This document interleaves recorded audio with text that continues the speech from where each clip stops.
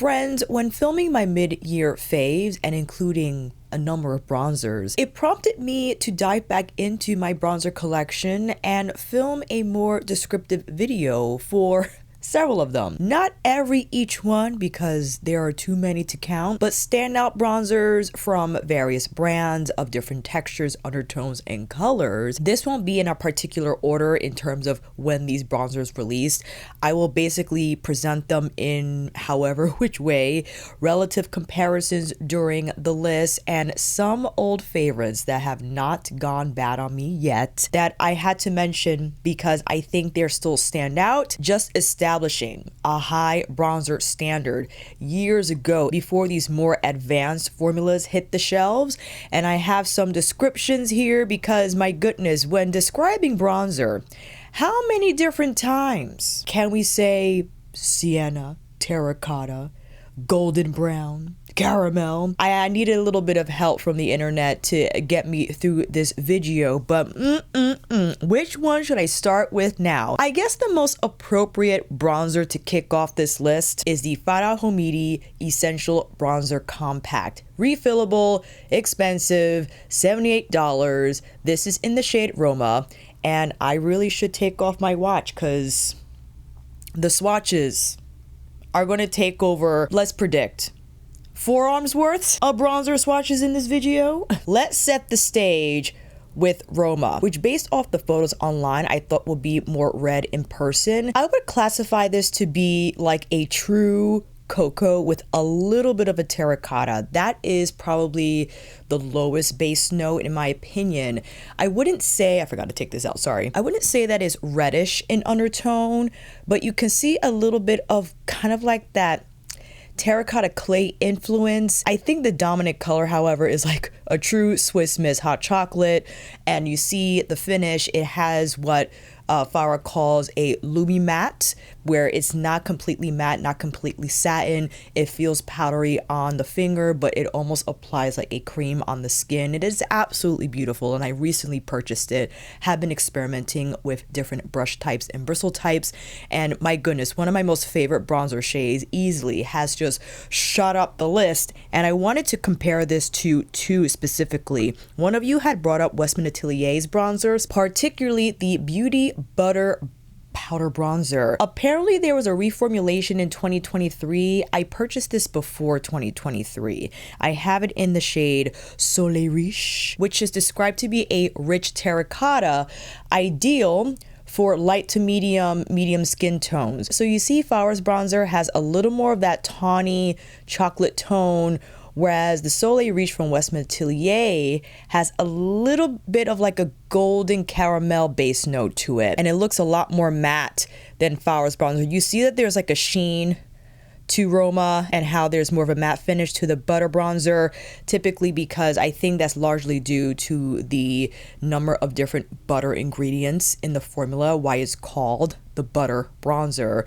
Remember the butter bronzer from, what was it, Physicians Formula? Oh my gosh, that was popular for a long time. I think because they had like that light shade where a lot of lighter complected skin tones took advantage of, and the texture itself kind of reminds me of the Fara because it did have like that creamy feel to the application and almost like a satin finish when blended on the skin. The bronzer that I thought of immediately when I swatched Fara's bronzer was the one from Natasha Denona's Tan, Bronze, and Glow face palette. This to me kind of mimics what's found in Roma. Let's see if I'm correct. Well, you know what?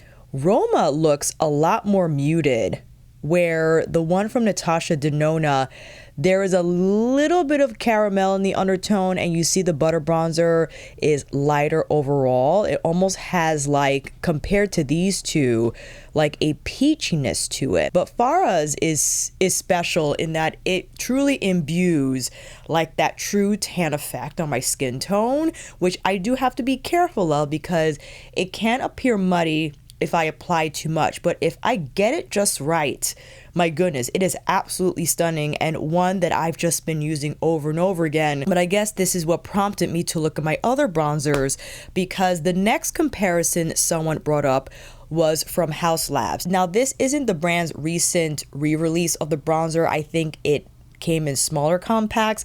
I bought this when it first dropped years ago. Medium level 7, the Power Sculpt Velvet Bronzer from Haus Labs.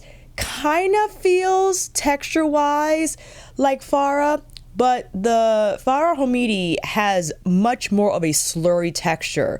And you can see there is more of a dominant sheen left behind, where here in the Haus Labs, you see the sheen a little bit. It's not completely flat. And sure, you can say that they are similar in terms of that, where it picks up like a powder, but it applies more like a cream for sure.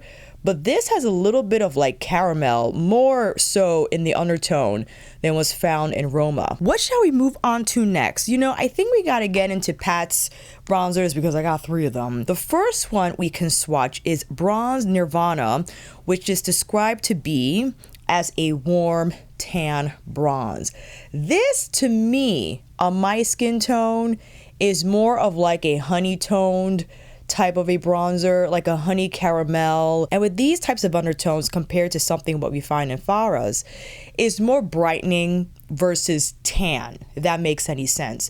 Although they both have a bronzing effect, when you were leaning into like the caramel type of honey undertones, almost like a light orange to it, we get more into like a brightening bronze versus like a toasted bronze.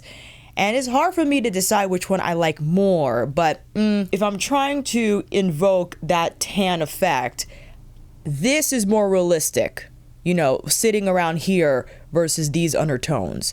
But they're pretty. And just like VBB's matte bronzing brick in 03, sand, warm sand, or it just says sand and soul, because this reminds me of Pat's Bronze Nirvana, right? However, we're getting a little more clay. You see that undertone compared to Bronze Nirvana? Let me make sure, yes. This is a little more honeyed. This is a little more of a clay, not muted. It's not muted, it's not flat. I originally classified this like a peachy, but this to me, I think is like more of a clay brown in the overall look compared to what we have on this side of the arm. But continuing with Pat's bronzers, up next, Desert Glow, the tan bronze with sparkling golden pearl. Some bronzers in the lineup do have a little bit of pearl. Not prominent, but it does lend a little more of that zhuzh quality, as you can see. And compared to Bronze Nirvana, this is more of like a coppery, warm golden brown. I guess more caramel than honey. You know what I'm saying? And lastly, I have Bronze Divinity, which is a terracotta bronze. You can see that there is a more distinct reddish undertone, definitely more terracotta, and a shade that I love generally. As you know, when I filmed my bronzer video presenting products that deliver both a bronzing and blushed effect, this is where I like that color to sit, in the terracotta reddish realm, right? Because I want that product to do everything, to give me a bronze effect, but also sun-kissed in the look. And I think that perhaps is another difference, right, within all these bronzers that I'm showing, is that we have the true tan effect, part of the spectrum. We have more of like a brightening quality here with the caramel honeys. And in the terracottas, that's where we get into like a sun-kissed, slightly not burnt, beautifully burnt quality in the color, right? So now we're getting into different types of bronze. I love them all, but I think the undertone largely dictates where that bronzer will sit. And also the finish, because the Pat McGrath bronzers are like a demi-matte. They're soft and silky on the application. They don't apply like a cream like Fara's bronzer or even Westman Atelier's. They're beautifully soft and finely milled, very silky, but they don't look flat. They don't have like a matte look to them like the YSL, specifically the All Hours Hyper Bronze. This is in number 4, a true matte bronzer. Clearly, it's giving, just from the look of it, this is more of like a warm golden brown caramel situation. Again, has a little bit of like that brightening quality to it. It can look more tannish for sure compared to these colors here, but since it has that warm golden in there, that little bit of caramel, it leans more brightening in my opinion. But I adore this bronzer. Although matte, it does not look dry on the skin, and you can build the color as you like without it looking muddy or heavy on the cheeks. Now I want to head into Dolce & Gabbana's bronzer. This was their newer color because I have an old one on standby, a limited edition compact, and I think the color inside was limited as well. But for the newer compact 03 medium, I would classify this as a brightening color bronzer because you will see immediately more of like, well, dare I say, this, even though the compact, if you see the compact, you might think maybe a little mustardy, but it does kind of have, I guess, that clayish feel about it. Which one was more clay? This is the VBB. The VBB kind of reminds me of the Dolce & Gabbana, but you see the texture from the Dolce & Gabbana, it's matte, but it has like a beautiful feel to it. It's almost like a creamy matte. Not as sheeny as the Fara, but not completely matte either, because you see there's not as much sheen present in the YSL. This, to me, definitely more clay terracotta in undertone. So maybe not as brightening as Bronze Nirvana. This is more maybe like sun-kissed type of a vibe. And this old Dolce & Gabbana, I forgot when I bought this, the Sicilian bronzer, Sunshine number 30. Definitely one of my lighter bronzers, but it is gorgeous, where gives that light clay effect on the skin. For sure. Not completely neutral. There is some warmth in there. I'll build up the swatch just so you can see better. And the texture is just beautifully soft. Yeah, this is more like a clay undertone, but a little more neutral than the newer Dolce & Gabbana 03 medium. We gotta hop in to Hermès. And I am thinking about purchasing their refill because the compact is like over $100. I have number 3 CN, and I was toggling between 03 and 04 because 03 from the swatch kind of found itself in like the honey caramel category for me. So it would have been more of a brightening bronzer versus like a tan effect or even a sun-kissed type of an effect. 04 CN falls for sure under sun-kissed because this is like chestnutty, or actually more sienna. You can see there's a little more of like an orange in there versus more like the clays or even like the caramel honey tones here. This is more sienna, more of like an orange warm brown, and I think again because of those undertones has more of like a sun-kissed effect on my complexion, where I could possibly get away with a lower application. I could start it here onto the hollows and then bring it lower here, even without an additional blush. I think it'll have more of like that sun-kissed effect, where for the more tans and the more brightenings, I feel like I have to follow up with another blush to add more dimension to my face. These types of shades here, not necessary in my opinion, just because of what that sienna terracotta presence. You know what I'm saying? If I were to distinguish the two, I would argue sienna is more orange leaning and terracotta a little more reddish. Let me know down below, all my color scientists. And we have the Big Mama Dior compact, the Dior Forever Nude Bronze 40 Deep Matte. Definitely didn't need this. But as you see, we're looking at a matte powder. This is more, let me see. Can I successfully classify this? I think this is more mahogany. It's a little more mahogany. So CN has a little more orange. I think this is a little more reddish. So dare I say the Dior belongs more in the terracotta category. This shade anyway. I have the Big Mama compact and the small one in 04 warm matte. 8 in all, where you have 4 matte shades and the 4 with like the pearl in there. Although it looks like a scattered pearl. It's actually quite strange. I didn't know how to describe that finish whatsoever. It's like those matte powders with the sparklies, but I heard it was nice. I just never tried it, so I don't know if you could believe me. We have another matte finish. You can see this is significantly lighter than what we just swatched, and a lot more clay neutral. Dare I say, this is the coolest one in terms of undertone that we swatched just yet. This is going to have more of a sculpting effect. I don't know if I would even call this a bronzer on me personally. It will have more of a sculpting effect. Definitely will have to follow up with some type of a blush to add dimension, because I think I'll look too flat if I just wore this color solo. I can't say the same for the YSL, for the big Dior, for the Hermès, Bronze Divinity from Pat, or even what I just showed earlier. I will have to follow up with the bronzer with Fara. Even though Fara is a beautiful color, is straight up tan on me, in my opinion. We're gonna go into the Gucci's, because I got 3 Gucci bronzers, and wouldn't it be fun to now kind of make distinctions between all of them? I have 2 through 4, and why don't we take this opportunity to start on a fresh arm.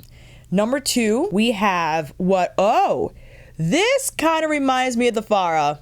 It does. Fara has a little more depth to it. This I would still classify as like a chocolate, for sure. Not as chocolatey as Fara's bronzer, but you see the finish is similar. I think the Gucci texture is not as unique as the Essential Bronzer Compact texture from Fara. It has a slurry type of a feel, and you can see that there's a sheen left behind, a luminous matte effect, if you will. I remember at the time of purchasing, figuring out which bronzer to get from Gucci, the colors in the descriptions were off. Like, this was for light to medium, I think. It's number 2. And it looks like this on me. You know what I'm saying? I thought that was crazy. Number 3, and I'll place these side by side. I think we're entering the caramel category. This is number 2. Now we have number 3, just based off how it looks in pan, right? Definitely more caramel, golden undertone, right? It's gonna have that brightening effect. Not necessarily tanned, if that makes any sense. As I explained earlier, definitely will have to follow up with the blush with this one, because even though it has a brightening effect, it could look too sallow on me, if that makes any sense. So to add dimension, I have to follow up with something, if I want to go peach, coral, reddish, terracotta. And lastly, we have number 4, and why not? Let me see if I could manage this. It's gonna be a little difficult, but I'll see what I can do. Having all 3 here. Number 4 might be in the terracotta. I think so. This will be the shade that I could get away with solo, that I might not have to follow up with a blush. Yes. So this is gonna have, again, that terracotta undertone, maybe a little sienna in there, wrap it around the cheeks. I could follow up with a blush, right? Let's see. Kind of looks like Bronze Divinity, but not as red. Think that's the one here. Not as red. So it's a little more subdued, but it definitely has that orange tone to it. It's pretty. It's almost like, I don't want to say tangerine. It's a little too vibrant to describe it, but you know, there's the orange in there. The orange is definitely there. Why don't we take an interlude, a blast from the past? Our beloved, yes, you and are involved in this as well, Becca Beauty Ipanema Sun, their sunlit bronzer. This formula was ahead of its time. It was ahead of its time. Too bad Becca is no longer developing makeup, selling makeup. But I remember when I first felt this bronzer, I was like, whoa. It's almost like when at the time I felt Fara's bronzer now, right? It just had that super soft texture, beautifully smooth. You could even feel it in the pan. And you see that little bit of sheen left behind. And Ipanema Sun definitely was more tan. Golden on the undertone, but more of like a true brown, like a true chocolate on my complexion. It was absolutely gorgeous. It still is. I think this is, if not one of the best formulated bronzer we've ever had. Again, great pickup with a brush, just lays down smooth. It kind of gives you almost like a creamy effect, dare I say. You can see that it's luminous, that it's not completely flat. It's still gorgeous till this day. The makeup by Mario, before he released his liquid bronzers, I have medium dark and dark. Let's start with medium dark.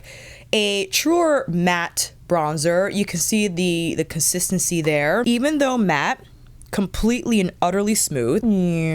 This is more of like a chestnut.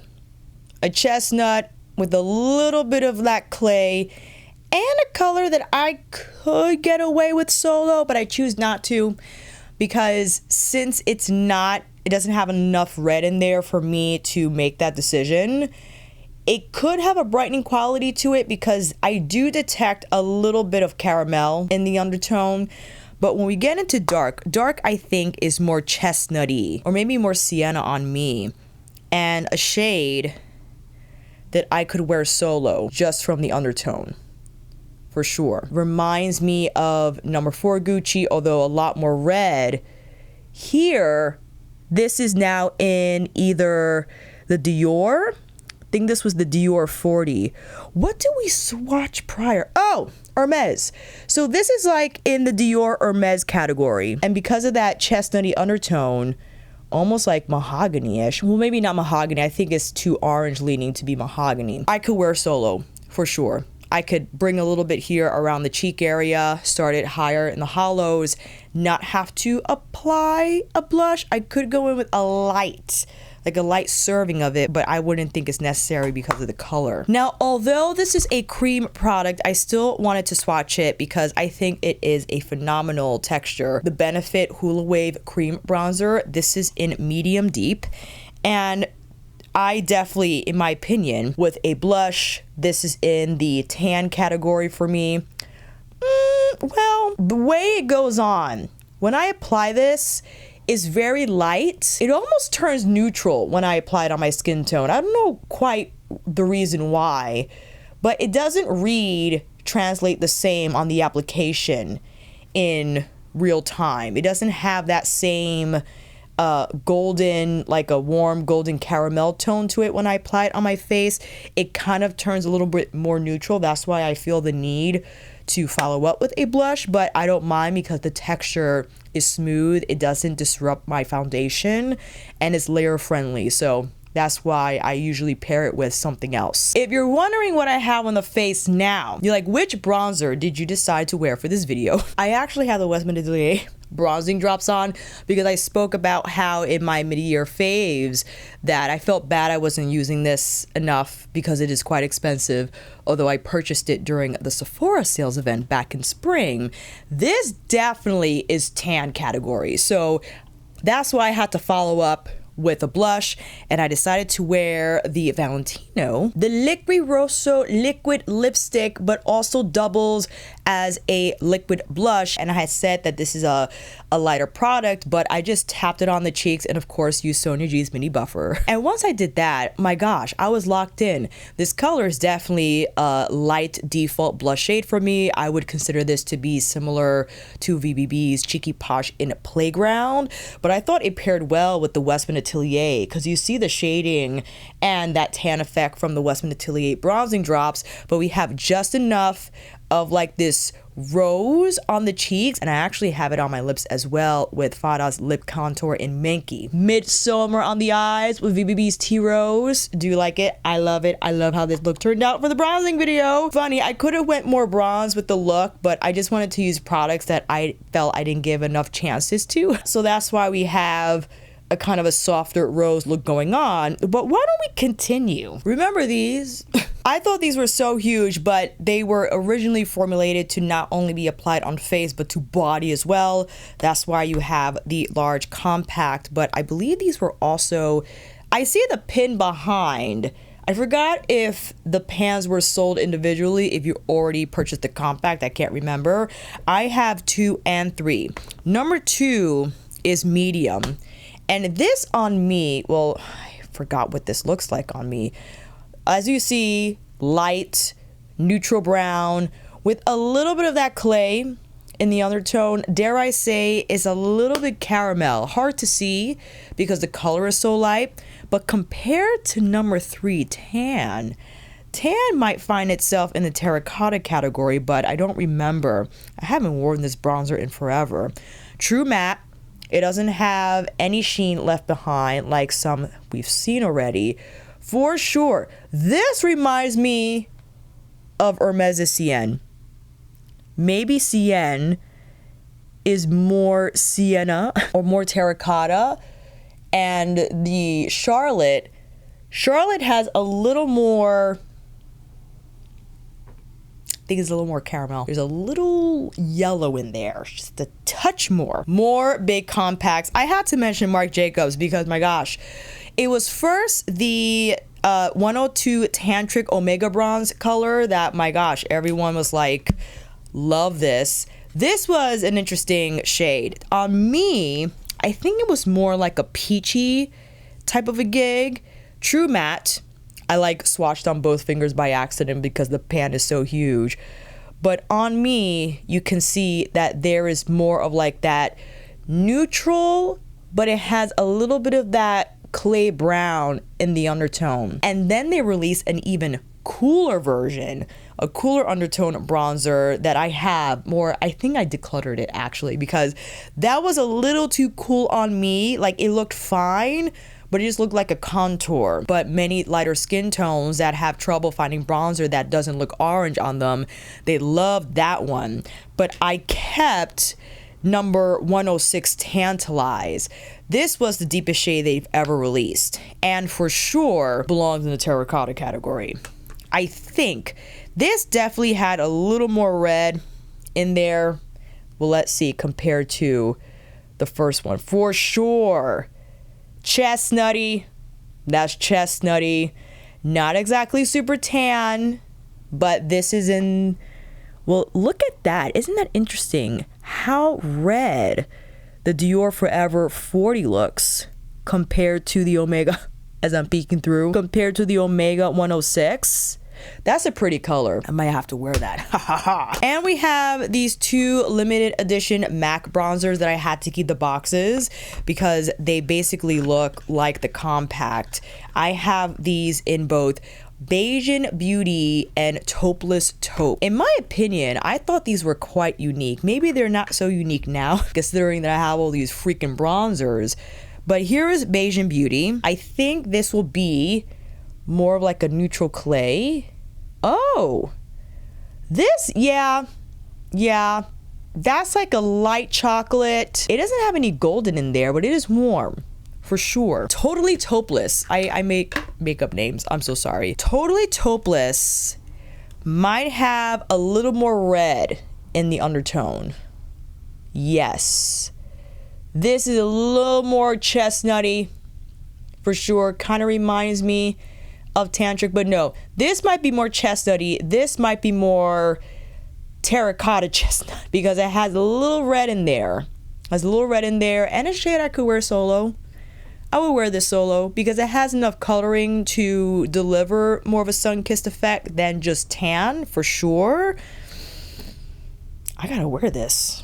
But I keep it in the box. I gotta take it out and make a deliberate effort to put it in like what I call my current makeup bag. I try to rotate my products. And week by week, I'll use like a certain set of products and then I'll put that away and switch out the blushes and the liners and the foundations and whatnot. And now the bronzers. And the last bit, I wanted to also swatch these Chantecaille bronzers that I think these are like the only baked formulas that we swatched so far. Everything has been powder matte, demi matte, Lumi matte, in between matte, right? Some in between, like some hybrid product. But I still have these because I thought that still to this day, just beautifully formulated. Anytime you have a baked texture, it will naturally have a satin finish on the application, and it's definitely going to look more sheen. It's going to have a little more radiance too with the finish. I have both Sirena and Goa. Sirena definitely has that brightening quality about it, as we discussed, because I think you could detect that caramel undertone for sure compared to what we've swatched already. Oh yeah. So that's going to be more golden in undertone. It's going to have more of that brightening effect. And Goa is definitely going to be a lot more red, maybe like red tawny. This is going to be the tan color for sure. Oh yeah, this is like, we're in Fara territory for sure. But look how much color there is in Fara versus Goa. But look how toasty Goa is. And a color that can look dirty on me. If I'm not careful with the brush that I use and the pressure I apply, it could look muddy. But it also could look beautifully tan. A color I will have to follow up with a blush in my opinion, just because it will look, I think, too flat. It will give me that tan effect. If I just wanted to look tan and have nothing else on my face, that is definitely a look. But to just add dimension, a little bit of that sun-kissed effect where there is color on the center of the face and not just tan on the sides, I would pair this with another product, but again, being careful that I don't pick up too much, because I have appeared dirty in the past when I applied too much Goa. But when I have the right pressure and use a softer brush, it is absolutely gorgeous. Now, there are many other bronzers in my collection, or ones that I no longer own because I decluttered them. But those are the standout comparisons and ones that I recently purchased, because some of you had asked to make comparisons in my Fara video. So I thought I would just take the opportunity to swatch as many bronzers as possible in one video so that we can discuss again the different undertones. But this is pretty much where I live bronzer wise, and I think we can successfully again classify them in different categories. Yes, they all bronze, but you saw that some are more of a like a actual tan, some have more of like a brightening effect, and others have more of like a sun-kissed effect. Some might have a little more of contour effect because of the undertone. Others could double as blush in terms of having some vibrancy here on the center of the face. If I were to choose my favorite, when I think of young Alicia in her pursuit of like the perfect bronzer, does it even exist? I don't know. It was in search of me again creating that actual tan effect. So I naturally gravitate toward these colors, because if I want to appear more bronze, meaning I want to have again that tan effect on the skin, I tend to lean more towards like the tawnies, the chocolates. Not so much, although I love the golden caramel colors, but I do love the clay undertones. I can't remember which one it was. Maybe it was this one. I can't remember. The VBB one. Let me see. It was either this one or this one. I think it was this one. The VBB one is special because it has, again, like that peachy clay undertone, which I think is absolutely beautiful. I don't think I would personally wear it solo. I would feel more comfortable pairing it with some sort of blush color. In my opinion, that's the route I would go. But like the siennas and the terracotta shades, I could wear solo. Naturally, just because they have that effect on my complexion. Well, family, it is your turn. Let me know, not, 20 of your favorites, although you are more than welcome to share that list down below. The more the better. Maybe your recent top 5 or even top 10 bronzers that you could not put down, older bronzers from years ago like I have on this list that you still feel is the best despite the newer formulas that have released. I would love to know, and that means if you made it this far, make sure you like this video. Clicking that thumbs up helps me tremendously. It will recommend more videos for you to watch, and will also recommend them to other bronzer enthusiasts such as yourself. And make sure you subscribe, because you never know when I'll be back on here with more bronzing videos, and you'll know when that upload drops when you click that notification bell. And if you're wondering what my mid-year faves are, well, prepare yourself. A video that you probably will have playing in the background because it's so long. What my favorites are from the last 6 months, I'll see you in that video down in the comments for this one. And on here again next time.